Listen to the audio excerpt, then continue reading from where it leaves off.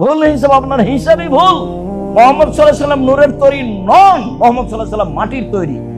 তার পিতা ছিলেন, তার মাতা ছিলেন, তিনি স্বামী স্ত্রীর মাধ্যমে দুনিয়াতে এসেছেন। তিনি খেতেন, তিনি পেশাব করতেন, তিনি পায়খানা করতেন, তিনি মানুষ। তার স্ত্রী ছিল, তার চলাফেরা ছিল মানুষের মতো। তিনি মানুষের সঙ্গে উঠতেন, বসতেন, সামাজিক কথা বলতেন, সবকিছু করতেন। তিনি একটা মানুষ। আপনার আমার মধ্যে পার্থক্য, নবী সম্মানী পার্থক্য।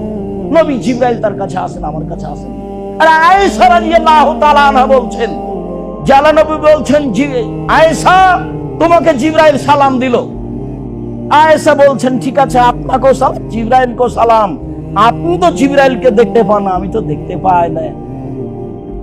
এক বিছানায় তিনজন, জিবরাইল আলাইহিস সালাম, মুহাম্মদ সাল্লাল্লাহু আলাইহি সাল্লাম এবং আয়েশা রাদিয়াল্লাহু তাআলা, এক বিছানায় তিনজন, এক ল্যাপের নিচে তিনজন। বুখারী মুসলিমের। অথচ আয়েশা রাদিয়াল্লাহু তাআলা দেখতে পান না কোথায় জিবরাইল।